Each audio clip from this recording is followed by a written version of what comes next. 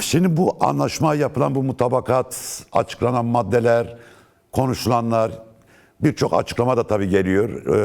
Anlaşılması için. Foza Yusuf açıklama yaptı. Aldar Halil açıklama yaptı. İşte İlhan Ahmet Zom üzerinden 1,5 saate yakın gazeteciden sorulan yanıtladı.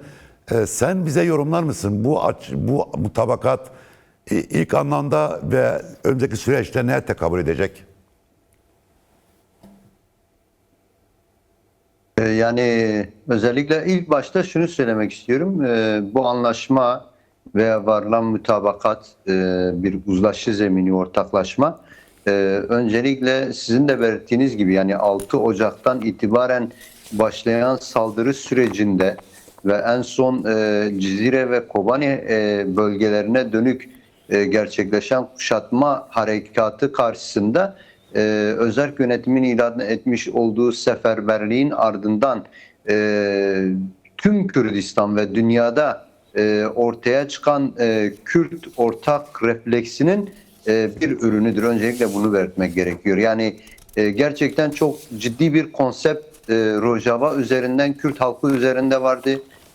Özerk yönetimin kazanımlarının ortadan kaldırılması üzerinden bölgedeki bütün demokrat çevrelere ve demokrat bileşenlere, demokratik bileşenlere dönük bir konsept vardı. Ortadan kaldırma, yok etme konsepti vardı. Ve bu konsept görülerek aslında biraz da bu ikinci büyük komplo diyebileceğimiz, yani uluslararası komplo, bir 15 Şubat komplosu olarak değerlendirdiğimiz Önder Apo'ya karşı bir komploydu.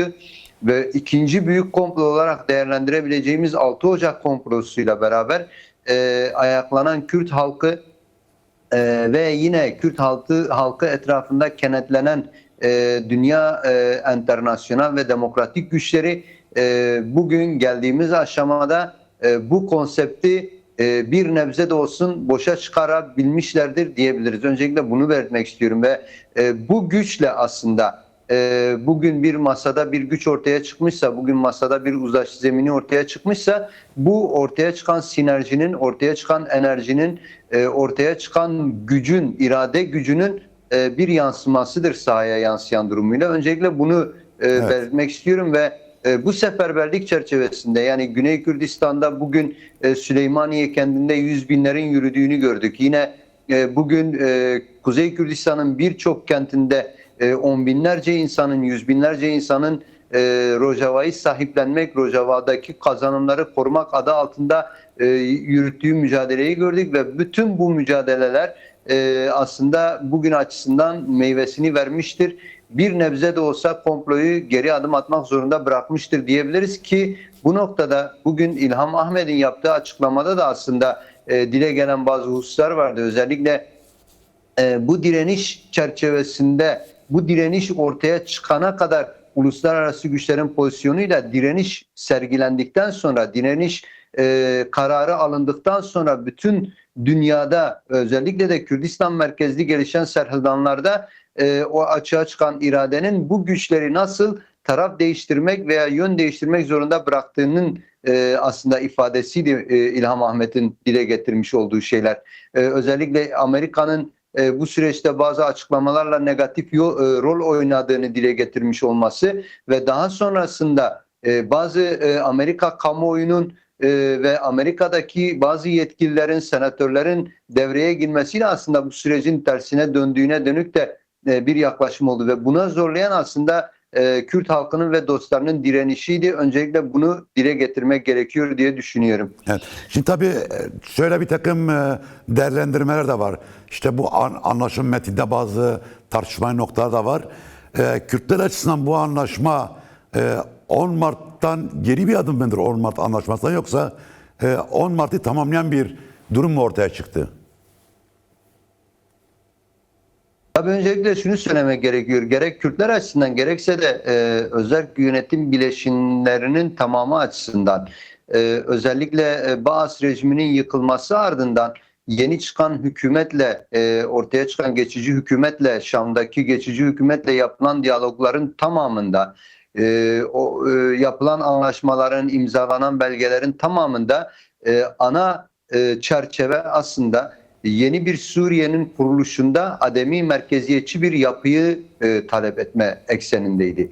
Yani hiçbir zaman özerk yönetimin veya işte Kuzeydoğu Suriye yönetiminin Suriye'yi parçalama, Suriye içerisinde ayrı bir federasyon oluşturma veya ayrıksı bir bölge olma talebi hiçbir zaman olmadı. Sürekli merkezi olmayan bir sistem içerisinde kendi özgünlüklerini koruyan demokratik bir Suriye'nin ortaya çıkarılmasına dönük talepler vardı. Bu 10 Mart Anlaşması'nda da bu şekilde yansıtılmıştı. Daha sonrasında gerçekleşen bütün görüşmelerde de bu şekilde talep edilmişti. En son 18 Ocak'ta gerçekleşen imzalanan metinde de yine ademi merkeziyetçiliği esas alan bir yapının Suriye'de oturtulması amacıyla tartışmalar yürütülmüştü. Bu anlamıyla bugün gerçekleşen mütabakat çerçevesinde veya işte uzlaşı çerçevesine de baktığımız zaman aslında yine ön planda olan stratejik olarak masaya yatırılan konu ademi merkeziyetçi bir Suriye'nin, demokratik bir Suriye'nin ortaya çıkarılması vurgusu ön planda. Yani maddeler üzerine tek tek yorum da yapılabilir ama önemli olan gerçekten Suriye'nin demokratik bir yapıya kavuşturularak bu demokratik yapı içerisinde bütün bileşenlerin kendi iradelerini, kendi özgünlükleri çerçevesinde kendi örgütlülüklerini savunabilmesi, koruyabilmesi ve bunu geliştirebilmesinin zemininin yaratılması perspektifi üzerinden bütün görüşmelere ve imzalanan belgelere yaklaşılmıştı. Bu anlamıyla bugün imzalanan belge de bu perspektifin uzağında olmaktan ziyade tam da bu perspektifi bütün Suriye'ye yayabilecek, Kuzeydoğu Suriye'den başlayarak özellikle Halep ve Haseki vilayetlerinden başlayarak bunu Suriye'nin diğer bölgelerine de yayabilecek bir perspektif ortaya çıkarıyor. Bugün İlham Ahmet'in yapmış olduğu açıklamada da şu dile gelmişti. Bundan sonraki mücadelemiz bu sistemin bütün Suriye'ye yayılabilmesi için doğru bir yasal zemine kavuşturulmasının mücadelesini yürütmek olacaktır. Yani İlham Ahmet yaptığı açıklamada aslında bu anlaşmayla beraber yeni bir mücadele sürecine girildiğinin mesajını da vermiş oluyor. Evet. Yani bu bir son değil aslında. Evet, bu yeni başlamış bir mücadele süreci olarak değerlendiriliyor. Peki şimdi Zınar tabii Türkler başına itibaren Türk devleti özellikle Suriye demokratik güçlerinin tasfiyesini istiyorlardı. İşte bireysel olarak Suriye ordusuna katılmasını istiyorlardı. Şimdi bu anlaşmada Suriye demokratik güçleri bütünlüklü bir varlık olarak devam edecekler. İşte asayiş tümüyle Suriye demokratik güç yani özerk yönetimin asayiş güçlerinde olacak. Buradan baktığımız zaman Türkiye bunu içine sindirir mi sence? Yani bu sahada uygulama geçirirken Türkiye bağlı gruplar ve kontrol edilemeyen çevreler, Türkiye bizzat kendisi HTŞ bu süreci sabote edebilir mi? Böyle bir risk var mı? Yoksa daha sağlam kazığa mı bağlandı bunlar? Çünkü ortada Amerika Birleşik Devletleri, işte Fransa var. Bu son dönemde yükselen Kürt direnişi, bu uluslararası güçleri de bir şekilde daha açıktan tavır almaya itti. Senin yorumu nedir? Yani süreç ne kadar kırılgandır şu anda? Tabii özellikle bu bir yılı aşkın bir süredir yaşanan bütün süreçlerin içerisinde bizzat takipçisi olarak yer aldığımız için kırılganlık boyutunda sürecin halen kırılgan yönlerinin olduğunu gözlemleyebiliyoruz. Yani halen farklı frekanslarda yaklaşımlar söz konusu. Gerek Suriye içerisinden bu frekansları yükseltme boyutunda bazı kesimlerin alttan çalıştığı, gerek Türkiye içerisinde bu noktada el yükseltmeye veya el düşürmeye müsait kesimlerin olduğu bir süreci yaşıyoruz. Yani her an bu kırılgan süreç içerisinde en ufak bir yanlış bir sözde bile sürecin tersine evrilebileceği veya çevrilebileceği bir zemin üzerinde şu anda süreç ilerletilmeye çalışılıyor. Bu noktada bütün tarafların çok hassas ve çok dikkatli yaklaştığını gözlemleyebiliyoruz. Özellikle bu noktada özerk yönetimin yetkililerinin bu konuda çok duyarlı bir yaklaşımı var. Mesela 2 gün önce bazı açıklamalar, bazı duyumlar olmasına rağmen 2 gün boyunca özel yönetim ve KSD yetkilileri sabırla sürecin daha olumlu bir seviyeye ulaşabilmesi için gayretle büyük bir çaba sarf ederek bu süreci yürütmeye çalıştılar. En son dün gerçekleşen bir Türkiye ile bir görüşmenin olduğunu İlham Ahmet kendi basın toplantısında dile getirdi. Aslında bu konuda bizim de elimizde bazı bilgiler vardı. Dün Nusaybin sınır kapısından bir heyetin Kamışlı iline geçerek Kamışlı'da bir üste KSD yetkilileriyle görüşme yaptığına dönük bir bilgimiz vardı aslında. Elimizde böyle bir bilgi vardı ama bugün İlham Ahmet bunu resmen ilan etmiş oldu ve bu görüşmenin olumlu bir havada geçtiğini dile getirdi.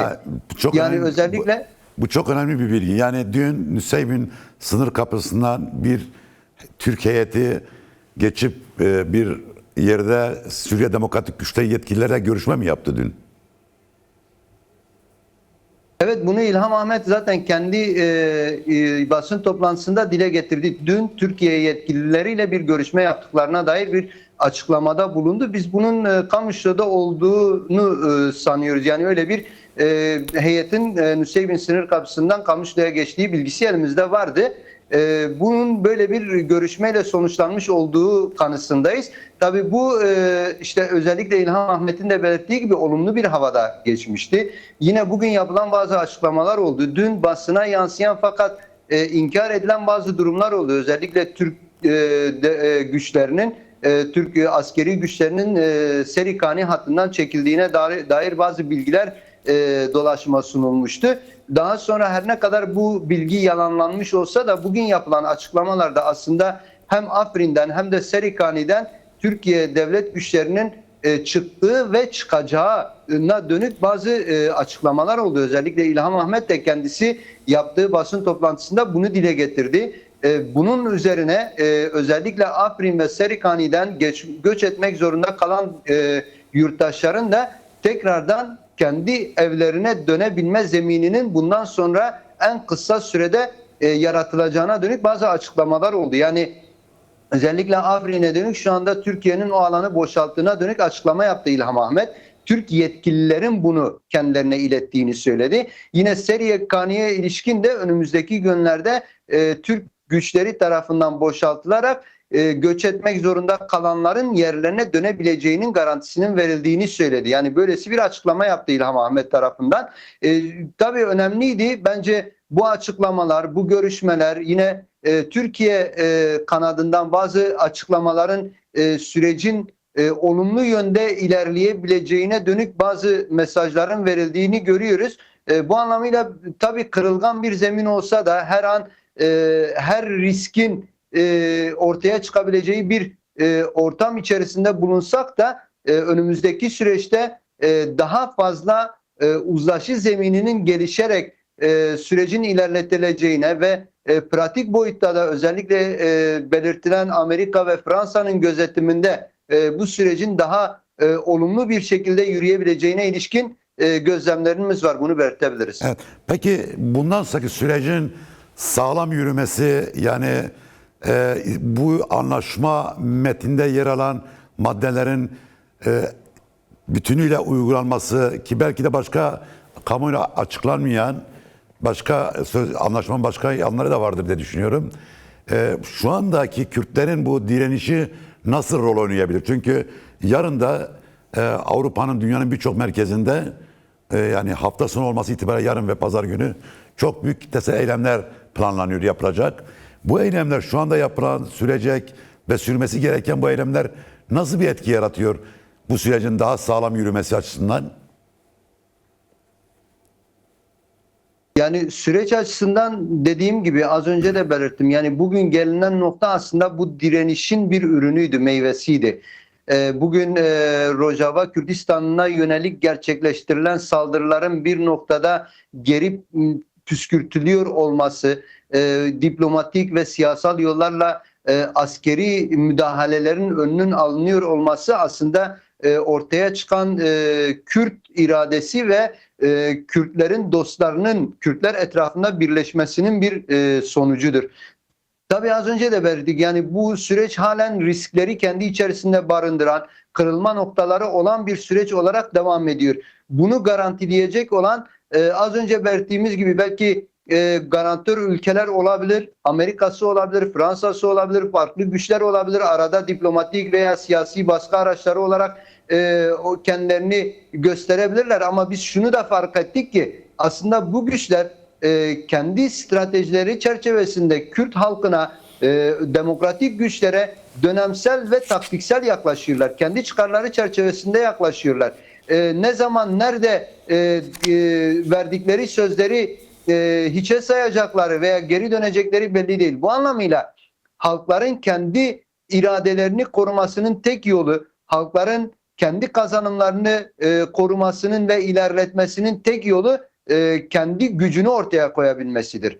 Eğer halklar, demokratik güçler özellikle bugün Orta Doğu'nun demokratikleşmesinde en büyük rolü oynayan Kürt halkı etrafında doğru bir şekilde birleşip, bütünleşip bunu daha üst bir seviyeye taşıyabilirlerse bugün elde edilmiş kazanımların çok daha ötesinde, çok daha sınırları aşan kazanımlara ulaşacaktır. Ben buna eminim. Bu anlamıyla önümüzdeki günlerde özellikle 1 Şubat Rojava günü olarak ilan edilen günde Rojava'yı sahipleniyor olmak, Rojava üzerinden aslında ademi merkeziyetçi sistem çerçevesinde daha demokratik bir sistemin bütün Orta Doğu'ya hakim olabilmesini sağlamak açısından çok büyük bir önem arz ediyor.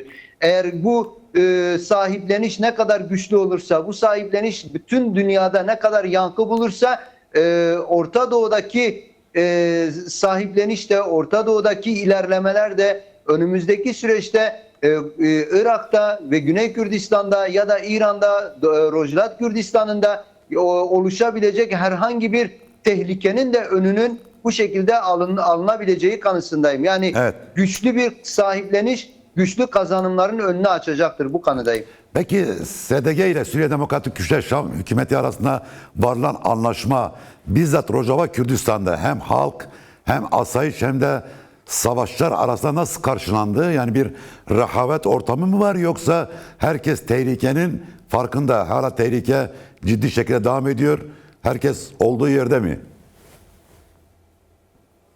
Evet Cahit arkadaş, öncelikle şunu söylemek isterim. Yani şu anda Rojava'da halen geçici Şam hükümetine karşı büyük bir ikircikli yaklaşım var. Yani güven konusunda halen tam bir güven sağlanabilmiş değil. Yani daha açıklama yapılmadan Suriye'ye bağlı bazı basın organlarında Kürt halkını provoke edecek, Kürt halkını farklı algı operasyonlarıyla teslimiyet şeklinde yorumlanabilecek algılarla Kürt halkının psikolojisiyle oynamaya çalışan yayınlar yapıldı. Yani özellikle mesela herhangi bir gerçekliği veya anlaşma içerisinde bir somut ifadesi bulunmazken daha ilk saatlerde işte eski görüntüler yayınlanarak işte iç güvenlik güçleri Haseki'ye doğru yola çıktı. Yüzlercesi, binlercesi Haseki'yi ele geçirmek için hareket etti gibi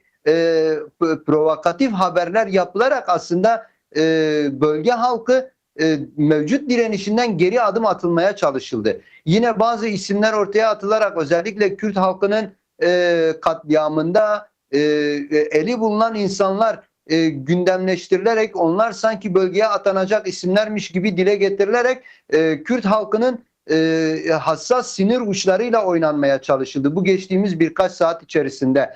Yani bu bile aslında Kürt halkı açısından şöyle bir yaklaşım ortaya çıkardı. Bunlar bizimle oyun oynuyorlar. Bunlar bize doğru bir yaklaşım göstermiyorlar ve biz direnişimizden bir adım olsun bile geri atmayacağız. Hatta şöylesi bir durum ortaya çıktı. Yani biz bu anlaşmayı kabul de etmiyoruz gibi bir yaklaşım ortaya çıktı. Ama sonuçta halkın yaklaşımı özellikle kendi temsilcileri olan, özerk yönetim temsilcileri olan KSD özellikle, yani savunma boyutunda kendi temsilcileri olan yetkililerden duydukları, dinledikleri açıklamalarla aslında kendilerinin nasıl bir tavır alacağının belirlenmesi çerçevesindedir. Yoksa gerçekten herhangi Şam hükümeti tarafından yapılan açıklamalara herhangi bir itibar gösterilmiyor.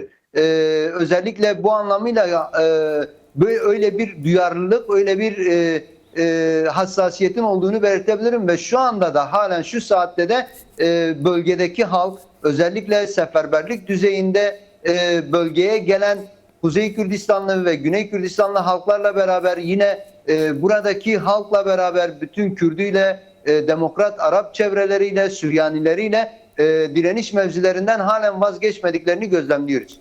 Çok teşekkürler Zınar Yıldız. Çok sağ ol, çok var ol. Gazeteci arkadaşımız Rojava'dan katıldığı görüşümüzle paylaştı. Sana ve arkadaşlara kolay gelsin.